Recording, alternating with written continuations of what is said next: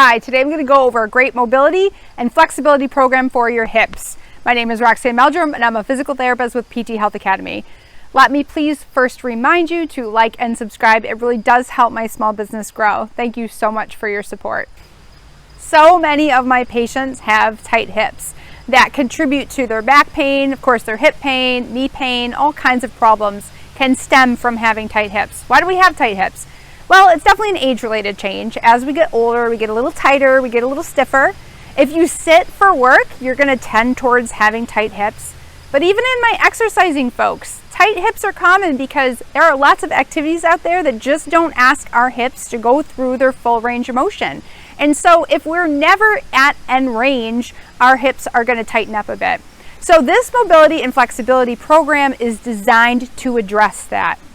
Now I'm setting up this video so that you can either leave the volume up and listen to my coaching through every rep. We're going to do 10 reps of each move on each leg.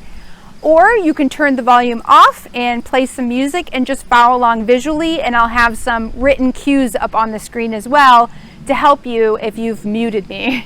Obviously, I do remind you to please check with your physician and be sure that working on your hip flexibility is safe for you, especially if you have the history of a total hip replacement or any surgery to that area. Thank you. Today's program is going to be a little bit more basic, and then I'm going to do another video with more advanced moves. So if you are new to exercise or your hips are really stiff or you have pain or injury, this is a good video for you. And even if you are more fit, go through these moves. You might be surprised at which ones are difficult for you, but again, you could work through this one and then watch for my more advanced version coming up soon. Okay, the first move is knee to chest, standing knee to chest. You're going to bring that knee up as high as you can without letting your body kind of flex with each repetition. You're staying up nice and tall, ears, hips, and shoulders in line. And if you're comfortable to, you can pull that knee up with your hands. But again, if you're new to this, just unassisted is fine. So that's 10 reps, I think. Next one we're going to do is foot to butt. You're going to swing your foot back and kick yourself in the butt. Again, ears, shoulders, hips, and knees are now in line, making sure that you're swinging back towards your butt. If you're able to grab your ankle without contorting yourself, meaning that you're tipping and twisting to grab your ankle, you need to be able to stay upright. So if you're able to do this without contorting yourself, then you can grab your ankles. Otherwise, you're just swinging back. And be sure that you're swinging back and not up. So your knee should not come forward. It should stay kind of aligned right underneath your hips. Good, that's got to be at least 10. All right, next one we're going to do is a giant side step. You're going to push off and step as far as you can one way, and then push off and step as far as you can the other way. Right, left is 1. That's 2. 3. Make sure you're staying up nice and tall. 4. 5. You're really trying to push off a bit. 6. Now, if your balance is a little unsteady, you can make them a little bit smaller until you build up. And that's got to be close to 10. Good. Next one we're going to do is a single leg deadlift. So what it looks like, you're going to stand on one leg, unlock your knee, and then you're going to tip forward, and you can only go forward as far as your back leg will go up. So here's a couple of the versions that I see people do that are incorrect and can cause injury. They tip forward and then swing their leg up, or they start together and end separately. The upper body and your leg need to move as a unit up and down. So if you're really tight, it may just look like this for starters. I would rather it be small and of good quality than big and sloppy. So you're going to stand on one leg and you're going to do 10 reps. You don't have to touch an object if you don't want to, but I find especially if this is new, that's very helpful. If you're doing it correctly, you should feel it in the stance leg hamstring. Good. And that's about 10. And then we're going to switch legs and do the same thing on the other side. Same rules apply. One coaching point I forgot to mention is that back toe should be pointing towards the ground, not up. So keep your pelvis level from right to left, not tipped up if you can help it. Again, if you need to, start keeping it really small, and then as you get more control and more flexibility, you can make it bigger. Good. The next one you're going to do is in the single leg deadlift position, that back toe is pointed down. Now you are going to lift that opposite hip in relation to the stable hip and then drop it below. So up and down, up and down. 3, 4, 5. Now if you don't have this much motion, what it's going to look like then is just going to be a little shorter. That's fine. Try not to lift and then stand.